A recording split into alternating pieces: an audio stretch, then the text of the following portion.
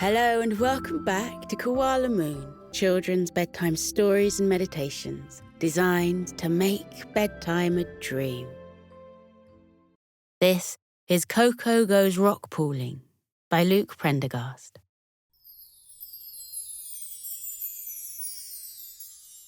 This evening we're going to meet our old koala friend, Coco.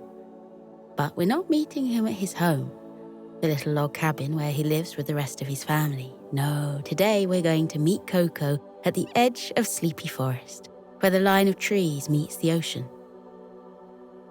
Because this afternoon, Coco pulled on his welly boots and his bright blue anorak and slung his backpack over his back and set off for the beach. Can you hear the sound of the waves? The hush and rush of the tide, like the sound of the earth breathing. That means that Coco is here somewhere. There he is, picking his way across the pebbles at the edge of the sea. Let's say hello to Coco. Hello, Coco. Coco walks across the beach, hearing the shingle crunch satisfyingly beneath his bright yellow welly boots. There is a gentle breeze, and on it, you can smell the salt of the sea. And on the fur of his face, he can feel the little droplets of seawater that are carried on the breeze. Coco's come to the beach today to go rock pooling. In amongst the rocks at the edge of the water are small pools that get filled by the seawater. Coco has learnt from his teachers at Sleepy Elementary School that these rock pools become the perfect homes for all kinds of sea creatures, animals and plants alike. And that if you put on your wet weather gear and go and peer into the rock pools, you may discover some quite wonderful things. So this is exactly what Coco has done. Now Coco reaches the rock pools, steps carefully onto the rocks, for they are slippery with seawater and algae, and peers down into the first pool. The water sparkles like crystal, catching the pale light of the early evening sun. Beneath the sparkling, the water is deep and dark. Sometimes it looks blue. Sometimes it looks green. Other times it looks black as ink. Sometimes, as the water shifts, Coco can see silty sand and all kinds of pebbles, white and black and grey and brown, sitting at the bottom of the rock pool. But no other creatures just yet. Coco scrambles cautiously over the rocks until he has reached the second rock pool. He peers down into the shimmering water and sees more pebbles at the bottom, but still no creatures. And so Coco scrambles to yet another rock pool and peers into the water. This time, he sees something. It's a sparkling yellow shape beneath the surface of the water. Before Coco can make out what it is, the friendly face of a pufferfish pokes up through the surface of the water. "Hello," says the pufferfish. "Hello," says Coco, who is not so much startled as glad to see the friendly face of a creature swimming about the rock pool. "Who are you?" The pufferfish tells him his name is Zen, and Coco introduces himself. "Hello, Coco," says Zen the pufferfish, blowing up his body full of air. "Nice to meet you. Now, can I tell you a little secret?" "Ah, yes, please," Coco replies. I love to hear secrets. Well, the thing is, says Zen, I've been watching you for a few minutes, actually. I watched you peer into that pool over there, and then into that pool over there, and then finally into this pool here. Can I ask you, why did you move on from each rock pool so quickly? Well, Coco explains, I moved on because I couldn't find any little creatures in the pools. Ah, sighs Zen, nodding wisely. I thought that might be the case. But let me tell you one more thing. The trick with rock pooling is that you have to have some patience, and you have to look very closely.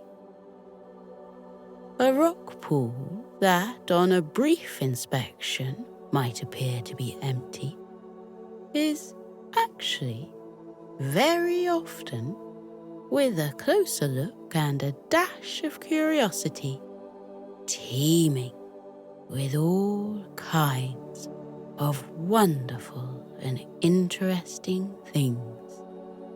Can I show you? Coco is absolutely delighted at Zen the pufferfish's offer to show him the rock pools. He nods his head happily and says, Oh, yes, please. Zen the pufferfish gives a couple of swishes of his tail and sails around the side of the pool. Coco follows, and when he reaches where Zen has come to rest, the pufferfish tells him to look deep in the water. Coco looks at the sparkling water, at the rocks at the bottom, and the way the tide pulls at the pool and then releases. Keep looking, Zen encourages him. Don't look away. Look harder. Look deeper. Coco tries to do as Zen advises, and then, to his great delight and surprise, he does really begin to see things in the rock pool that he hadn't been able to see before. First, he sees that there are not only beautiful coloured pebbles at the bottom of the pool, but tufts of swaying seaweed too. The seaweed is dark and silky. It billows in the water in the same way that the leaves on the trees in Sleepy Forest billow in a gentle wind. That's it, says Zen. Look even closer. Coco looks even closer, and then he sees that the seaweed contains many different wondrous colours. Sometimes the seaweed looks green. Other times, it looks almost purple. As it moves back and forth in the water, it sparkles blue and red too. A display so iridescent, it seems that the seaweed may well be an underwater rainbow. Wow, whispers Coco. You really can see many things if you look very closely. That's right, replies Zen, nodding his head. Do you want to find out what else you can see? Coco says that he sure does, and then Zen shakes his little tail and slips gracefully through a little gap in the rock and into the next rock pool. Coco himself scrambles back over the wet rocks, thankful that the thick rubber treads on the bottom of his welly boots stop him from slipping down straight into the water. When he reaches the other rock pool, Zen the pufferfish is already there, smiling at him kindly. "Take a look," Zen says. Coco looks down into the gently rippling water. Beneath the surface, like before, he can see many small stones and pebbles, white stones and red stones, black stones and blue stones. Then his eyes alight on something else. "Oh," says Coco, "what's that? I thought it was a pebble, and then I thought it was a shell, but looking again, it looks like something different." Coco points at the strange thing below the surface. It looks like a shell, shiny brown and white in colour, and ribboned with sharp-seeming grooves. "That," says Zen the pufferfish, "is an oyster." "An oyster?" Coco whispers. "What's that? Is it a kind of rock?" Zen gives out a tinkling little laugh. "Oh no," he tells Coco. "An oyster isn't a kind of rock at all. In fact, it's a kind of animal." An animal? Coco can't quite believe his ears. But as he stares at the oyster beneath the surface of the water, he sees its shell opening up. Inside the shell, though Coco doesn't know what it is yet, Coco can see something bright and beautiful and sparkling. A perfect, shiny, white orb. Then he hears a little voice. "Hello, Coco," the voice says. "My name is Oily the oyster. It's nice to meet you." Coco tells Oily the oyster that it is nice to meet her too. Then he asks about the shining thing hidden beneath the oyster's shell. "Oh, this?" asks Oily, and she opens her shell to show Coco the pale, glowing orb. "This is my pearl." "A pearl?" Coco says. "Where did you find it?" "Oh," says Oily the oyster with a small giggle, "I didn't find it. I made it. Let me tell you the story." Oily the oyster told Coco then that oysters make pearls when a tiny grain of sand or a little bit of grit makes its way accidentally through the gap in their shells. This piece of grit or grain of sand is as dull and unremarkable as it sounds. Just a tiny bit of dirt that you wouldn't blink twice at. But quite unexpectedly, this remarkable bit of grit is exactly what an oyster needs to make a pearl. When a grain of sand made its way inside Oily's shell, that's when she began to get to work. Over many, many months, Oily began to wrap the little grain of sand in layer upon layer of a special substance, the same substance that her shell is made of. It's like wrapping a tiny ball in layers and layers of silk, she explains.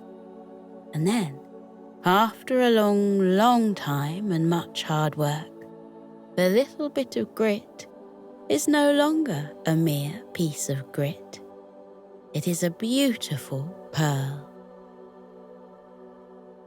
That is a wonderful story, Coco tells her. Thank you for telling it to me. And you would not have been able to make a pearl without the piece of grit? he asks. Oh no, Oily tells him. I would not. And that is the truly important thing.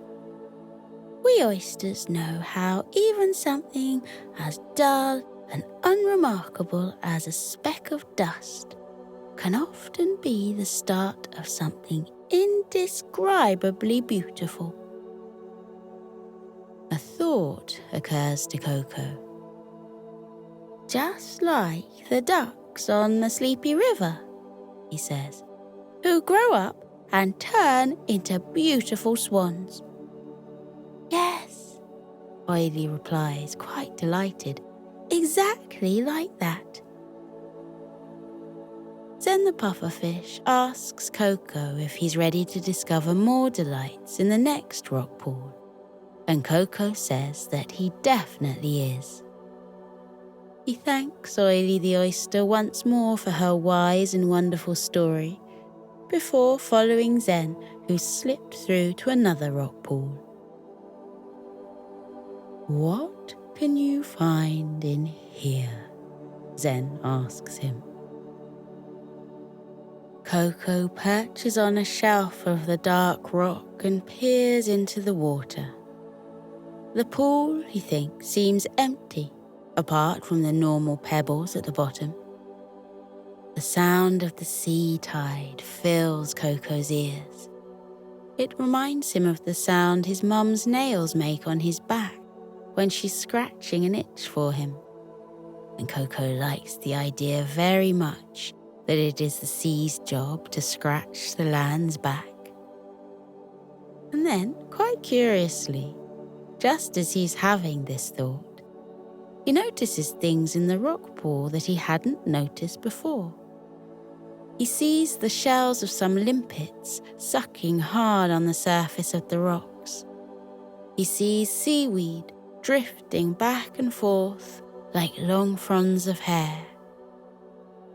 He sees bright red anemones waving their frilly red tendrils through the water. Then Coco sees something moving in the water, and he notices that a crab has been hiding in the crevice of a rock. The crab creeps out from his hiding place, clicking his claws in greeting. Hello, says Coco. Why, good evening, says the crab, clicking his claws again. Coco asks the crab why he's hiding. The crab explains that he slips into the nooks and crannies in the rock and hides there, very motionless, waiting for little morsels of food to pass by. Then, as they do, he can reach out and take them in his clicky little claws. Often, he says, that's the best way to do things. Bide your time, have patience, and wait for the perfect opportunities to come to you. Coco nods and says he understands. It's just like waiting at the bottom of the tree for a juicy fruit to fall, rather than trying to climb up and pluck the ones that aren't ready yet. Sorry to disturb you, Mr. Crab, Coco says. You go back to your lurking. And with a click goodbye, the crab slips back into his rock crevice. I have one more friend I want you to meet, Coco, Zen the pufferfish tells him. Coco crawls over the rock to meet him at the other side of the rock pool, where he's delighted to discover a bright orange starfish lying against the rock. The starfish blinks her bright, big eyes at Coco and waves with one of her 5 arms. Hello, friend of Zen, she says. My name is Stella. It's very good to meet you. Coco says that it's very good to meet her too, and he tells her that Zen has been showing him all of the wonderful creatures and discoveries that are to be found in the rock pools. Oh yes, sighs Stella the starfish. The more you look amongst the rock pools, the more you'll find. They truly are a never-ending gift. But would you like to know one of my favourite things about these rock pools? Oh, yes, please, Coco replies. Okay, says Stella. But in order to see it, you have to be just like me. You have to lie down on the rock, on your back. Coco does as Stella says. He turns over and lies with his back on the rock. Then he looks up and he can't believe his eyes. Up above him, the sky stretches out like a dark blue cloth. The sun has set. Evening has come to the sea at the edge of Sleepy Forest, almost without his noticing it. And that dark blue cloth of the sky is dotted with thousands, if not millions, of stars. It is as though someone has taken a needle and embroidered the sky with gold and silver threads. They sparkle and shimmer, a whole galaxy of twinkling stars. This is why you can always find me lying on this rock, Stella tells them. Because from here, you can look up to the sky and fill your eyes up with stars. Maybe that's why they call me a starfish too. Not only because I look like a star with my 5 arms, but because I feel so connected to them too, and love to look up at them when they come out at night. And sometimes, when I lie here a long time and listen very closely, I can hear them singing to me. All those stars. It's like a chorus coming down from the sky. And sometimes I even sing back to them. Would you like to sing to the stars with me? Coco and Zen the pufferfish say they would love to sing to the stars. And so, following Stella's lead, they sing a soothing lullaby up to the sky. And when they're finished, in the silence that comes after their song, Coco swears that he can hear it, a shimmering, far-off, ethereal sound, the sound of the stars singing back. Coco and Stella the starfish and Zen the pufferfish all gaze up at the sky, listening to the sound of the stars' lullaby. Then Coco gives a big yawn. He hasn't realized how tired he is. Time for bed, he tells Zen and Stella. He thanks Stella for showing him the star song, and he thanks Zen for guiding him around the rock pool so magnificently. I can't wait to come back, he says, and he means it. Then Coco makes his way back through Sleepy Forest, back to the cabin where his warm bed will be waiting. What an afternoon he has had. There have been so many things that he's discovered at the rock pool. The seaweed billowing beneath the surface. Oily the oyster and her story about how pearls are formed around grains of meager sand. Stella the starfish and her sky full of stars. And, of course, Coco's new pal, Zen the pufferfish. What a day it's been. When Coco gets back to his cabin, he is very tired. He brushes his teeth, puts on his pajamas, and crawls into his delightfully warm bed. Outside, he hears the wind in the trees, the sound of the leaves whispering to each other. He smiles to himself as he falls asleep, and then, at last, he drifts into a deep and peaceful sleep, full of dreams of magical stars singing their celestial lullabies. We're drifting towards dreams now, the happiest, loveliest dreams you've ever dreamt. We're calm and cozy. Your breathing is relaxed and you can feel that lovely weight of the blanket keeping you safe and warm. Aren't you comfy? You are so warm and cozy, so sleepy.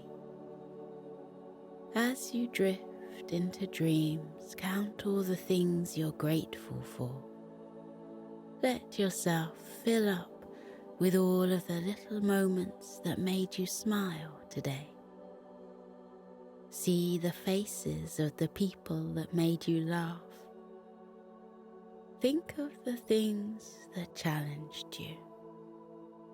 Think of the things you learned and the practice that meant you'll be a little bit better tomorrow than you were today.